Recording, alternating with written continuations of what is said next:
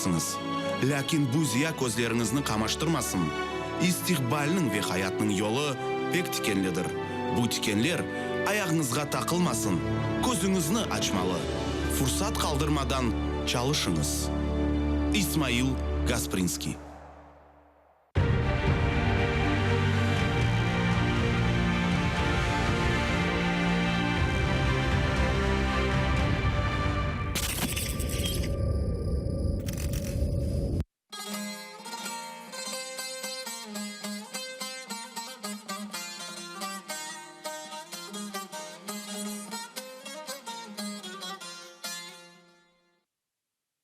Сәлем алейкум, сайғылы телесерджилеріміз, ақшам шерфіңіз қайырлы олсын. Берекет ве рахмет кетірген Рамазан айы девам етер екен. Аллах ризасы үшін тұтқан оразаларымыз, дуа ибадетлеріміз қабыл олынсын. Аман-аман мұхаддес айының ярысына келе атырмыз. Рамазан фейзі бізні құчақласын, түшінже ве амелеріміз güzelleşsin.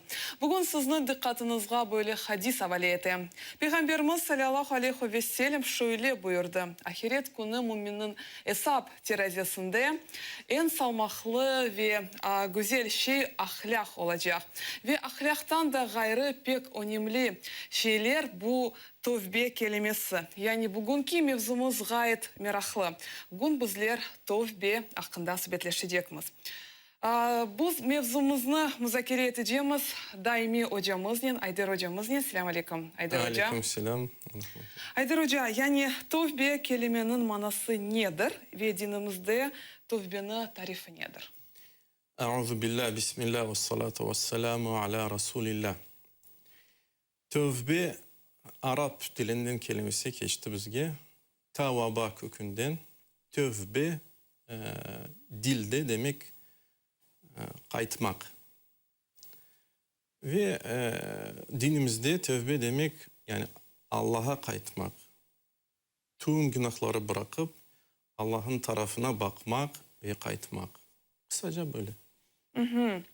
Ya Allah-u Teala Kur'an-ı Kerim'de tövbe ve tövbe etkenler hakkında ne ayta?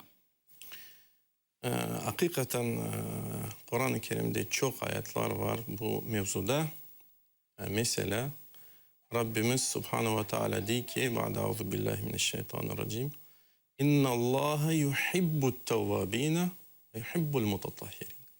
Allah tevbe etkenlerini sever ve özlerini temizleyen soylarını da sever.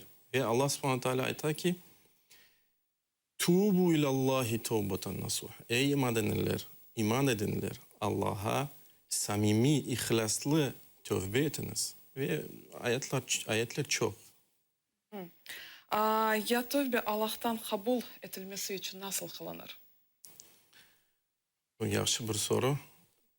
Tövbe Allah'tan kabul edilmesi için 5 şartlara uymak gerek. Birinci şart, bu tabii ki ihlas. Yani insan samimi olacak Allah, yani ihlaslı olacak, günahı bıraktan Allah rızası için bırakacak.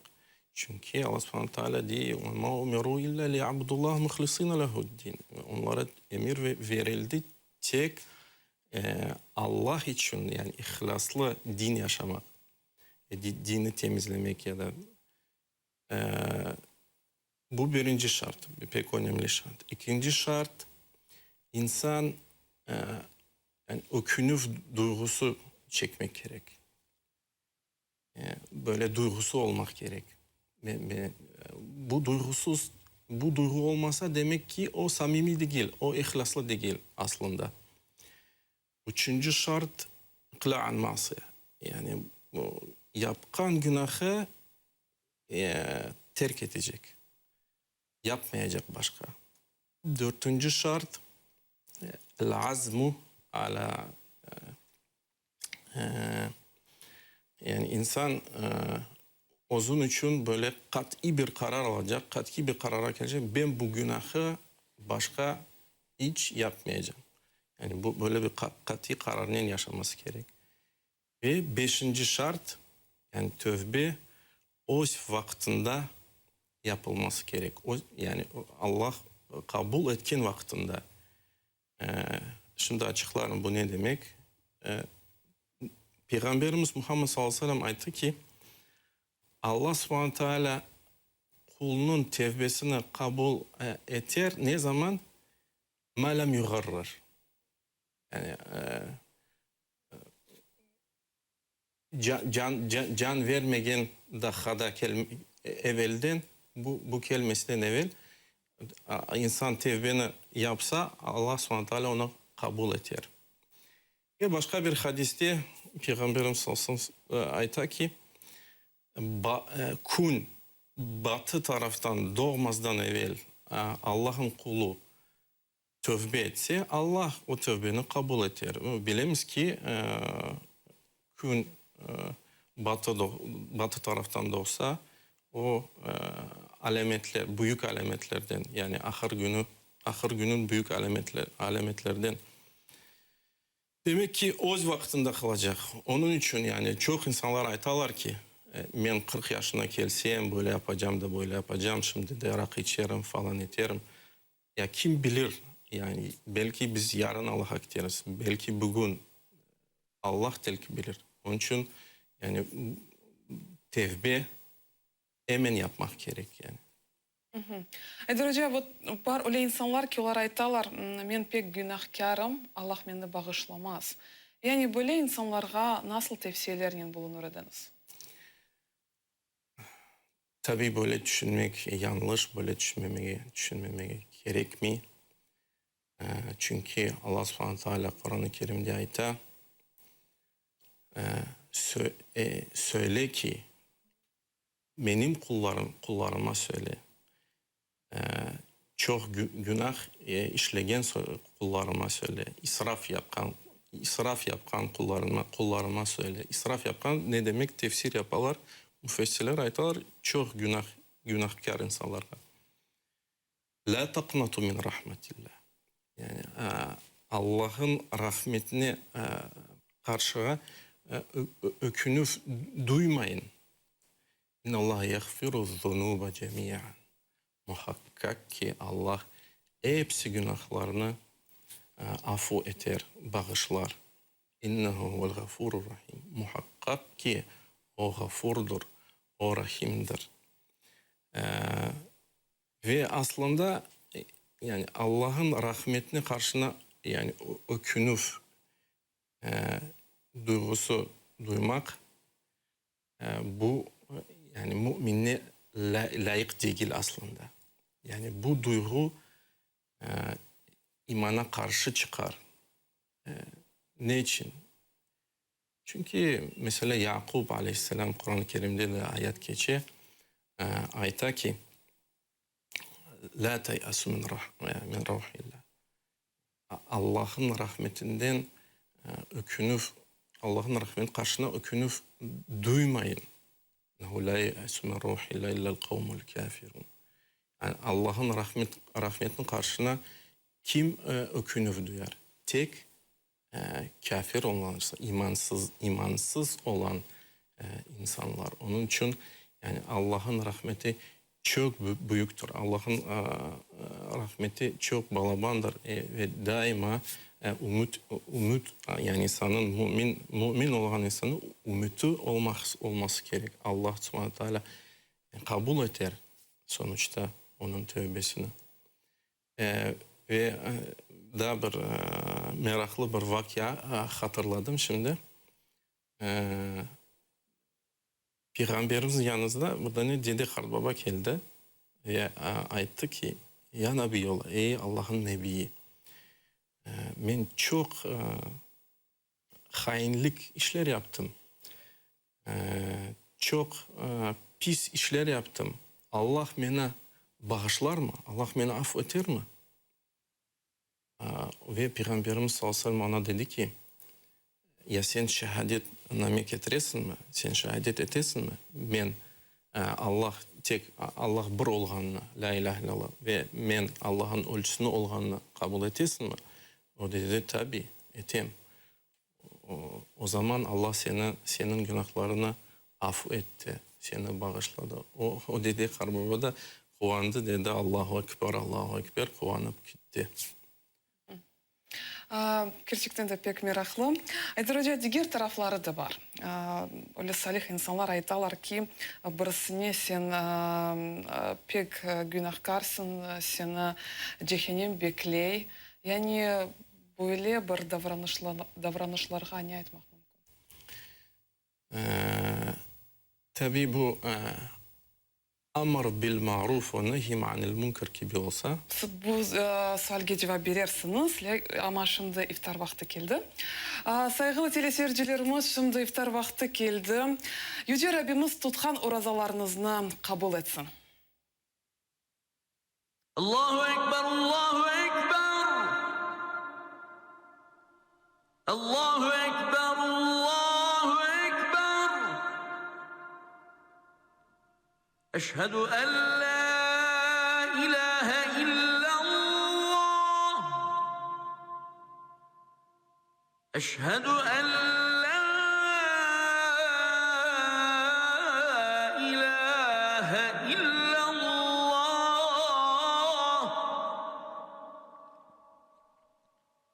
Eşhedü enne Muhammeden Resulullah. Eşhedü enne Muhammeden Resulullah.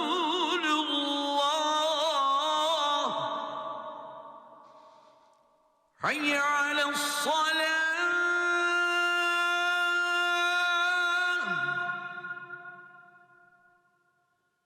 Hayy ale's-salah.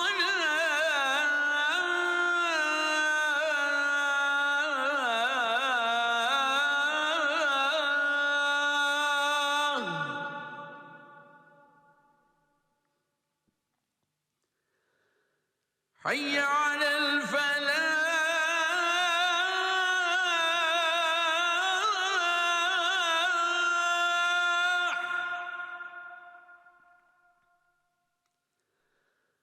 Hayy alel-felah.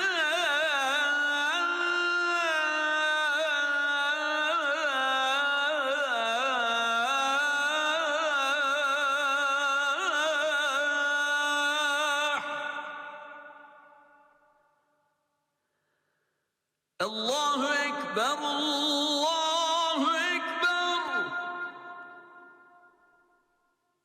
La ilahe illallah.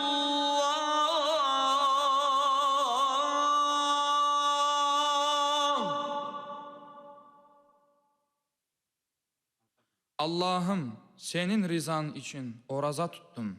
Sana inandım, sana güvendim. Senin rızkın ile orazamı açtım. Ramazan ayının yarınki orazasına da niyet ettim. Artık benim geçken ve gelecek günahlarımı bağışla. Amin.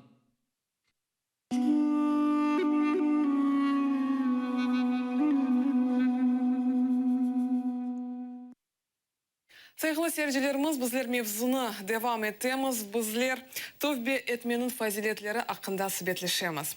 Yani Ayдар Hoca, demek ben tekrar sualini seslendiriyorum. Yani salih gibi olan insanlar, günah yapan adamı görgende aytalar ki, eyvallah seni Allah bağışlamaz, seni Allah cehennemge aytar. Böyle laflar caiz mi? Euzubillahi bismillah. Salatu selamu ala Resulillah. Böyle laflardan uzaklaşmak gerek ve böyle yemin getirmek Allah adından ve söylemek Allah seni affetmez ya da Allah seni rahmet eylemez sakin ve yasaktır. Yani caiz değildir. Ne için? Çünkü bir vakıa var. Hadiste geçe, hadis-i şerifte geçe bir adam dedi ki günahkar adam hakkında için Allah'ın adından eyvallah yani Allah'ın adından yemin etem ki Allah seni affetmez. Ve başka rivayette keçe ki o secdede turaydı o adam yani secdeye gitti Bu günahkar adam geldi, onun boyuna bastı.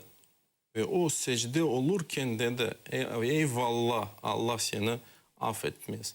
Yani düşününüz ki, bakınız ki. Ve sonra Allah dedi bu kula, yani bu secdede olan kuluna dedi. Yani kim benim adımdan böyle yemin getiriyor? Kim söylüyor ki ben bu adamı affetmem?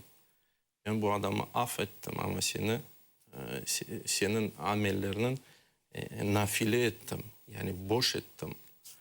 Ve bu yani bu şeylerden uzaklaşmak gerek ve böyle söylemeye, yani Allah'ın adından da böyle söylemeye caiz değil. Айдар Hoca, belli ki halkımız pek ağır günlerini yaşay. Yani tövbe getirmek için, tövbenin mühimliği hakkında biraz tarif etiniz. Daima ben söyleyeyim ki yani biz galebe istesek, biz galebe için yani çalışmak istesek, uğraşmak istesek, birinci Allah'ın bu bağı korumak gerekmez. Ve bu bağ nasıl olur ki? Tabii ki tövbe etip Allah'ın tarafına yol tutup da Allah'a tövbe edip yani özlerimizi temizleyip inşallah bu bağı kurarık. Ve ben daima aytam, yani bu kaide var, bu mühim bir kaide. Yani kainatların bir kanunu gibi. وَمَنْ نَصْرِ إِلَّا مِنْ عِنْدِ اللّٰهِ. Yani galibi tek Allah'tan gelir. Galibin sebepleri çeşit olur. Ama yani bu bağ olmasa galibe hiç gelmez bizim için. Onun için yani hepimiz tevbe daima etmek gerekmez. Айдар Hoca, çok sağ olunuz. Böyle meraklı mevzunu açıkladığınız için biz sizge can yürekten minnettarmız. Saygılı teleseyircilerimiz, Айдар Hoca aytqаны gibi tövbe getirmek unutmayıq. Bizler ise programımızı devam etimiz ve men sizlerge meraklı bir levhаны teklif ettim. Yani Allah'ın evleri bu camilerdir. Keliniz Sultan Ahmet camisi hakkında meraklı bir levhаны seyredeyik.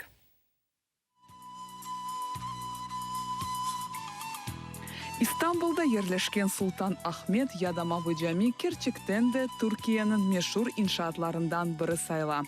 Cami Osmanlı klasik ve Bizans üsluplarında kurulgan. Beyaz ve mavi mermerden yapılgan unsurlarının miqdarı binlerinin. Bu sebepten ona Mavi Cami derler. Sultan Ahmet mezkur camini 19 yaşında kurmağa başladı. Bazı rivayetlerge göre bu vakitte Osmanlı İmperiyası Avstriyanın cenkini yutkızdı ve Ahmet mağlubiyetke uğragan son Allah'ın razılığını kazanmak için cami kurmağa niyetlendi. Ahmet'ten evvel camiler cenkte kazanılgan paralarga kurulganlar. Ama Ahmet Sultan o günge kadar cenklerde galibe kazanmağanı için cami öz şahsi paralarına kurmağa mecbur oldu. Sultan Ahmet başka camilerden 6 minarenin ayrıla. Da bir meraklı unsurlarından biri bu ibadetler kılmak için mihrap. Bütün keskin mermerden yapılıp üstüne Mekke'den kelgen taşı koyulgan. Mahsus padişah için caminin garp tarafından ayrı kırış yapıldı. Allah-u Teala'ga özünün o kadar emniyetli değil de sade kul olganını göstermek için kırışında zincir askan. Ahmet geçkende egilip öz itaatını gösteriyedi. Bu kompleks terkibinde medrese, hastahaneler, aşkhane zalları ve sonra Ahmet Birinci'nin ve onun apayının dürbesi kurulgan edi. Meraklı tarihinin belli olgan Mavi Cami dünyanın en büyük 20 camilerinin sırasına kire ve İstanbul'un itibarga layık olgan yerlerinden biridir.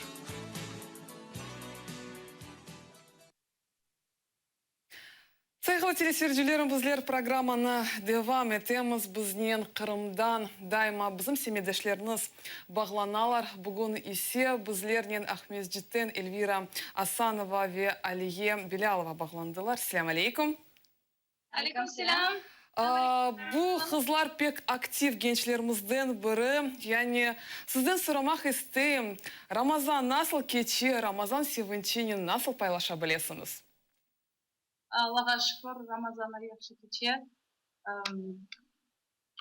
Первые 10 дней было вообще замечательно, потому что в Крыму была погода прохладная и было практически незаметно. А сейчас Сейчас жарко, очень жарко стало, но это намного лучше даже, потому что когда вечером открываешь ифтар, то чувствуется вот этот вкус и запах воды. Это непередаваемое чувство. Машалла сізге, Аллах қабыл етсін. Яғни қызлар, мен сізнен ватан ақында сөбетлешмек істейм, яғни біз епіміз ватан үшін пек асырет чекеміз, хасивет етеміз. Яғни келіңіз тасауыр етейік, біздің девлечілігіміз или олacak. Мұндан içte şüphemiz yok. Яғни ondan sonra ne olacak? Gençlerimiz nasıl hareketlerde bulunmak gerekler? Сонда біздің gençlerimiz вақыт пек файнер. Әмде мұнда Қырымда олған var, әмде Киевде ve başka Украинада olған gençlerimiz. Ve biz ne yapmak gerekmiz? Bir sahada, medeniyet olsun, til olsun ve başka sahalar, bu sahalarda biz pek inkişaf etmek gerekmiz. Ve hep ögek etmek gerekmiz. Vakit tahsil almağa gerekmiz ve ilimden hayatımızı bakmak gerekmiz. Ya gençlerimizin bir gaye altında ketmesi için bizler ne yapmalıyız? Birleşmek gerekmiz. Bir gaye bizde vakit bu gayem var. Birlik gayemiz işte tilde fikirde birlik bu gaye bizim bir gayemizdir. İsmail Gısmeski atkan gibi. Biz ne yapmak gerekmiz? Hep çalışmak ve adım adım öz elinden gelgen şeylerini yapmak gerekmiz. Eğer bir insan öz elinden gelgen şeyini yapsak, biz o geketlerimiz ve bir yerde durmazız. Kızlar, ve son olarak seyircilerimizge ne aytar ediniz? Ne aytmak istedik? Aslında herkesge Ramazan ayı mübarek olsun. Ramazan ayını biz pek bekledik. İftarlarda herkes tanışlarının, yanı taşınışlarını getiremiz. Pek kuvanamız. Ramazan ayı bizge büyük bir imkanlarını veriyor. Ve biz onların kullanmak gerekmiz. Bir dahını doğru kullanmak gerekmiz. Ve herkesge ne etmek isterdik? Gelecek Ramazan aylarga bizge Allah Teala hizmet etsin. Yapılan namazlarını Allah kabul etsin. Kabul etsin. Çok sağ olunuz kızlar, sağ olunuz bizden bağlanğanınız için. Allah sizden razı olsun. Çok sağ olunuz. Saygılı teleseyircilerimiz, bizim programımız endi sonuna keldi. Sizne sağlıklaşmağa vaxtımız keldi. Men ise şunu aytmak isteyim. Suhur, yani temçitlerde yapılacak oraza ibadetine hazırlık. Kun boyunca göstereceğimiz sabır, iftar vaxtında ise Allah'ın nimetlerine şükür getirmemiz bizni daha da insaniyetli, daha da temiz ruhlu yapsın. Bu ibretli imtihandan geçmek hepimizge kısmet olsun.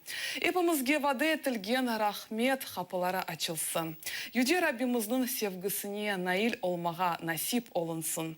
Tutkan orazalarınız kabul olunsun. Gönüller Ramazan sevinçinin coşsun, taşsın. Bu günler zorluk çeken milletimizni nice dünyamızdaki Müslüman kardeşlerimizni anayıq. Cümle ümmetimizni